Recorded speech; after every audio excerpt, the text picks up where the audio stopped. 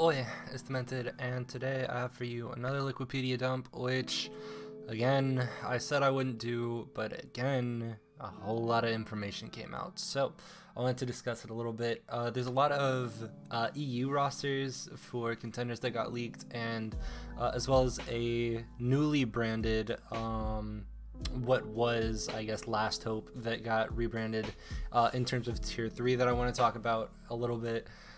So I guess without further ado, let's get into it. So I guess for the most part, we pretty much get to look over this entire page because after this was the cutoff for, I guess, my last video.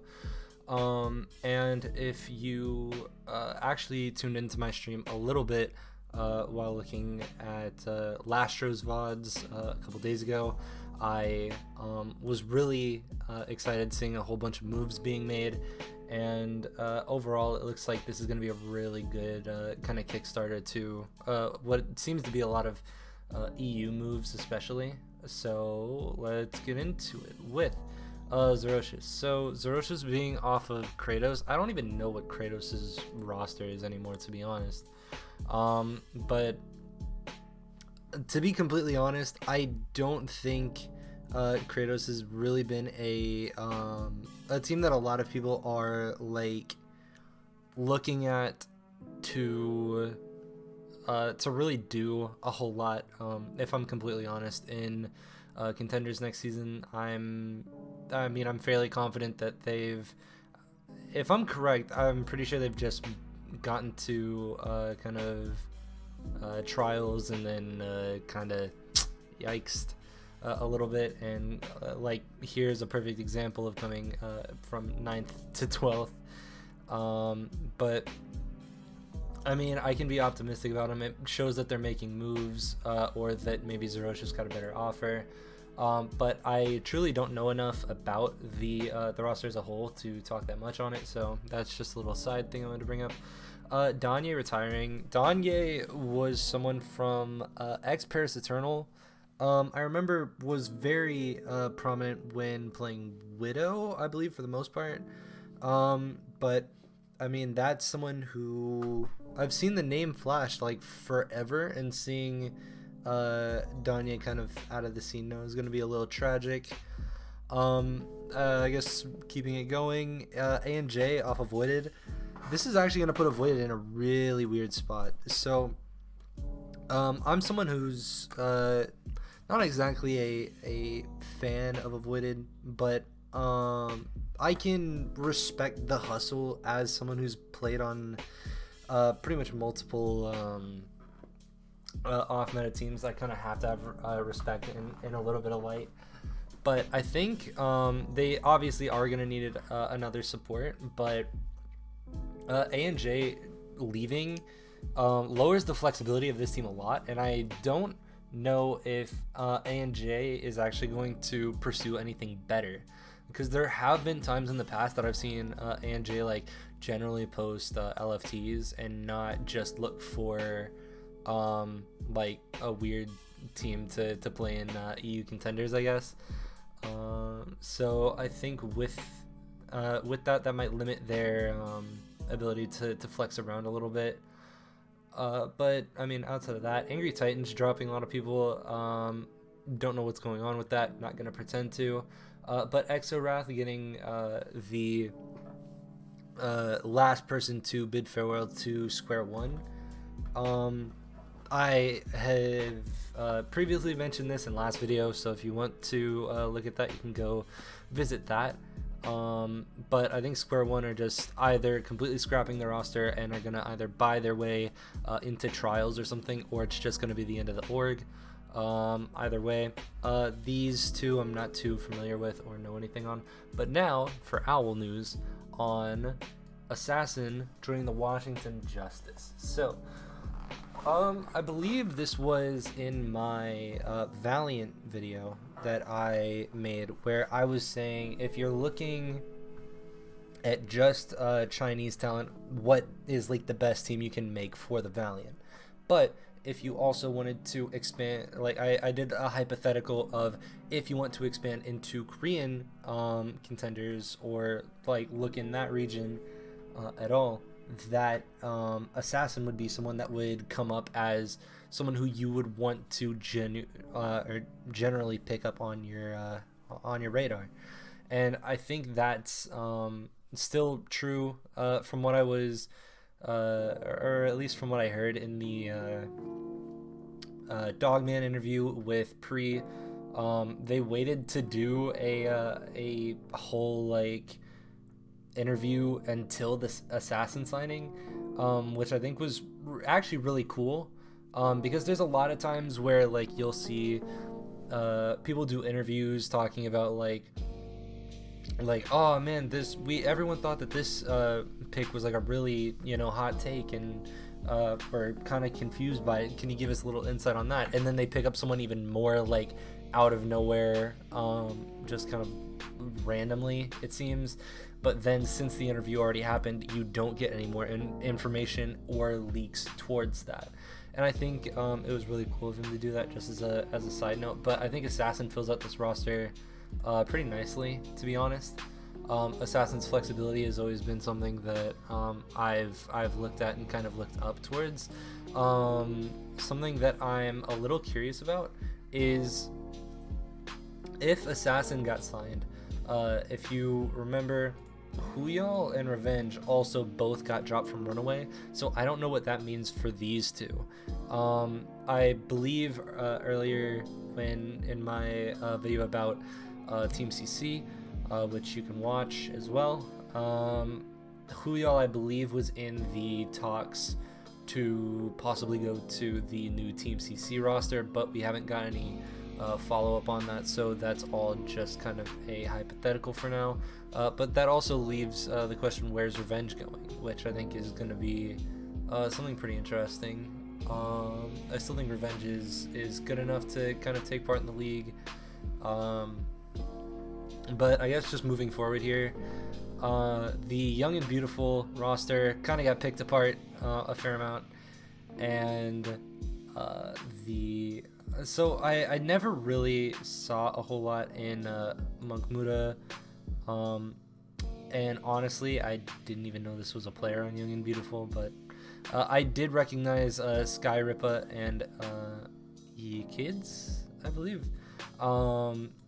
and they got dropped and instantly picked up to the Hurricanes. So talking about this Hurricane roster for a sec, first off, I was really confused at the beginning about Sparker going back to a two-way, but pretty much from how it's been explained to me through other people, apparently it's been changed to where a two-way has a different meaning, and you can play infinite games in Contenders, and then eventually move back to I mean, this might be just a special thing for like just until he's of age, and then he instantly gets promoted, which I think is still sick regardless.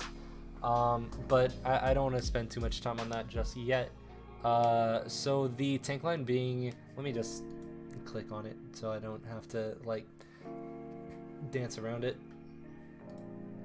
But having the tank line of Helv and Vistola. So I still feel like I'm probably saying that wrong.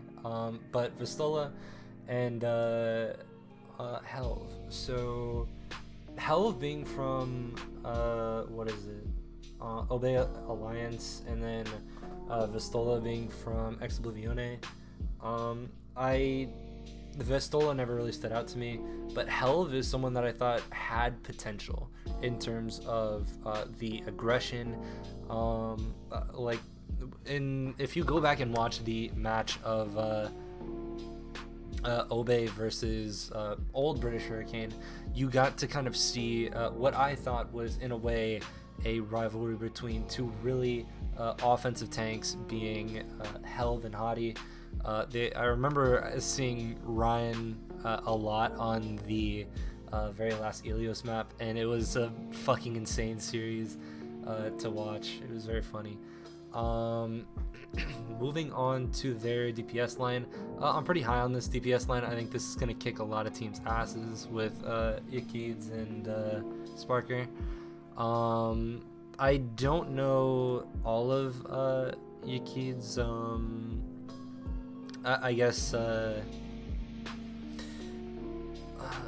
don't know everything about Iki in terms of like flexibility, but I do think that with I guess seeing some of these signature heroes, it looks like Iki's quite flexible and obviously has been able to perform for a while, and has always been a standout in my opinion on Young and Beautiful. But moving forward to my favorite thing to talk about, always the support line. So I think Admiral Raptor isn't someone I'm excited to see if I'm looking at British Hurricane. I would not be excited to see Admiral Raptor on my team. And Skyripa is someone who I am vaguely familiar with, but I haven't heard enough to where I would like have any I guess want to keep them on my radar. So in terms of where I think this team lies, I think this is definitely going to be the end of a dynasty, because I think British Hurricane were so good and on their hot streak for so long that I think and this isn't just because of these people, this is just because regardless, whatever team got you made that got put in place of British Hurricane isn't going to be British Hurricane. That's just a fucking thing from the start. Also, not to mention, they have to get brand new coaches, so they're not even going to be playing like the same style as British Hurricane. So this is going to be a completely mixed bag in my opinion. I think I definitely have trust in their manager to make sure that their I guess where their peak is at is up there and is good enough. So maybe in time I can be completely wrong about this, but the way that I see it currently, the DPS really stand out, and so does the main tank. But outside of that, nothing's really calling to me in terms of like this is gonna be a team to watch going into next season. But also, you know, I don't want to talk too much shit. But EU is in the region I really like am ecstatic to watch ever as is. Okay, so moving on, I saw this IQB guy coming back. I don't know who he is, nor do I really think I guess to really look too far in, because again, I will say it until the end of time, I'm not someone who's gonna like look at for coaches for the most part. Just kind of is what it is, unless a coach is very standout. I don't care about coaches being bad. But okay, moving forward, this is a okay support line because exorath is here. I don't like Dredro, to be blatantly honest. KSA looks to me like obviously a very good and very well established Sigma, but outside of that, I wouldn't expect to see too much out of this already. I think exorath is kind of just waiting for their moment to shine. I think there's a lot of potential in him. I don't know anything about this guy, but you know, I guess a sheer cold player. What does sheer cold even have? Because I remember whenever I would look at sheer cold, I was always looking at backbone. So I have no idea who this guy is. But you know, I guess good luck. And I hope to see the rest of the roster, I guess, come to light and see them really pop off and prove me wrong. So I have I actually want to pull up another tweet from a while ago that I got sent about the leaks for some other teams, which can be pulled up here. Okay, so looking at this, I think teams that I would probably look out for, I guess, in this region. Let's see. I think the Obey backline isn't good. I like Lethal because he played Bastion. I really like that we actually finally got a fucking answer about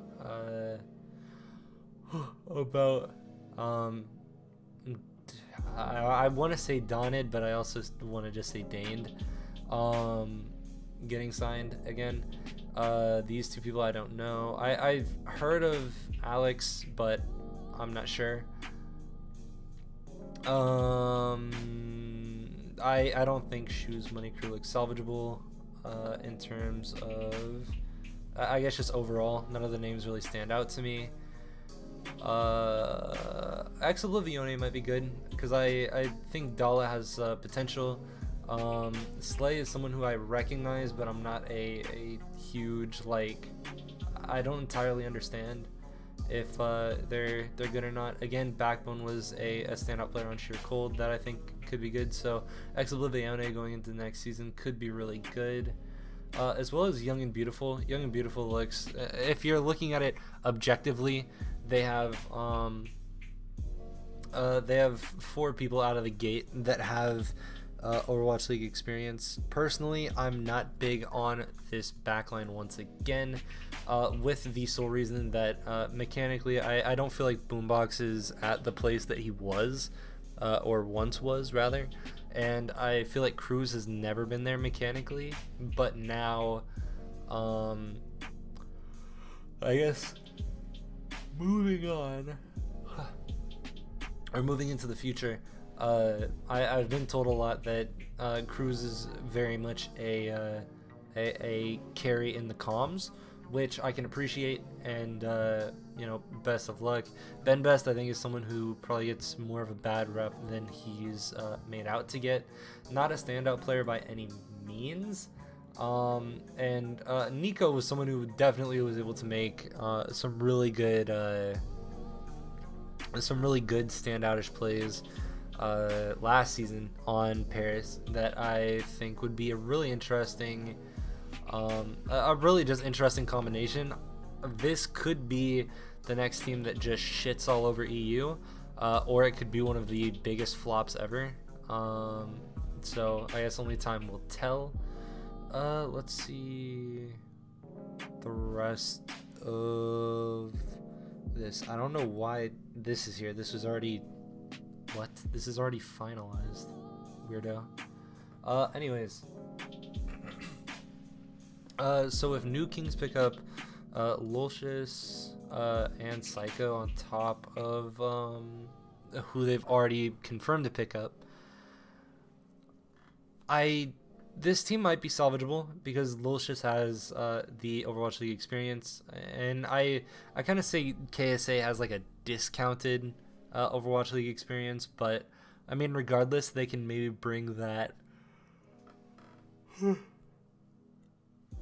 high level of play to the rest of the team, because if you remember, Psycho was from the new Kings roster that is basically, for the most part, what was, or I guess is now, Paris Eternal.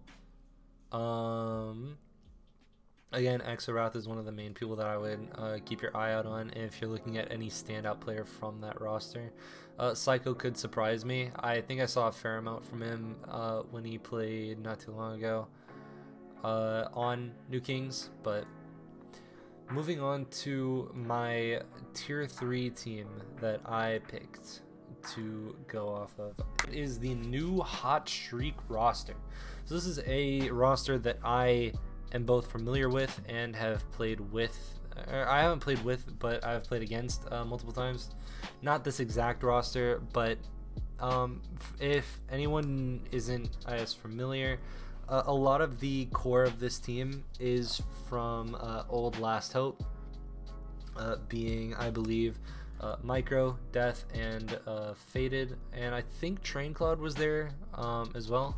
But they've made new additions such as Bedtime Story and CJ. So I can't exactly remember right now who their...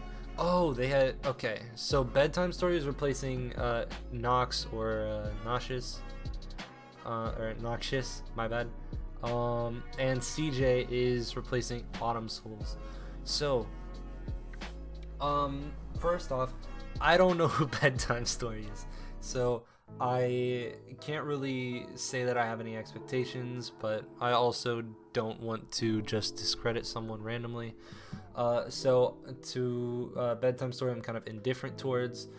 Death is someone who I think is pretty flexible, is someone who I've definitely enjoyed working with in the past in terms of six guns, and Micro is someone who actually I have an interesting statistic about Micros, because like, you know, there was a time not too long ago that I was playing against him, and you know, I was trying to really respect him as a player. You know, gotta make sure that you're you know, that you're not egoing people, but like overall as a player, you know, you can only give so much respect to someone that you absolutely shit on. And I will take this fucking screenshot to my grave. And for context, he tried to pistol whip me in Valk, and then I just gamered him, and it was fucking sick, and I thought it was the coolest shit ever. And then I fucking question marked him, and I felt cool as fuck. And I screamed, and also Death was playing with me at that time. So,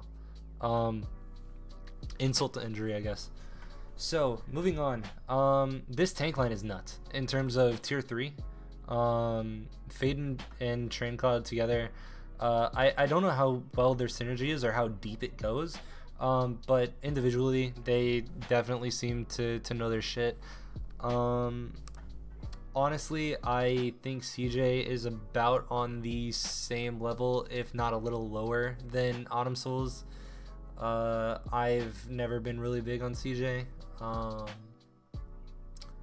But I mean, overall, I can definitely see this team probably making, I would say top 4 OD. If we're going based off basically what old OD is, where it's just like, if I'm talking about the cups, this is a team that's going to stand out. And I don't know if Trials is like in their grasp just yet. But regardless, I'm happy for all these people. Happy to see Death on a good team again. I mean, I hope Bedtime Story can make a good impression on me, as well as maybe CJ can, you know, kind of flip my opinion on him. So, with that is going to end this Liquipedia dump. Okay, so overall, let's recap a little bit. In terms of like, I'm just kind of gonna skip over most of these things, the ones that I can't really give too big of a opinion on. But in terms of everything else, I think this assassin pickup is fucking godly and was way overdue as well. I think Helv is really good. I think Yakids is really good. Sparker is obviously nuts. And I think Skyrip actually has potential, so nothing too bad yet. But moving on to New Kings, I think KSA has a lot to work on, but could be very good. Exorath is someone to watch. Not huge on Dredro or the other guy that I don't even remember. And I mean, obviously there were all the other leaks that I already went over. So I mean, I guess if you want to go back and look at those, then be my guest.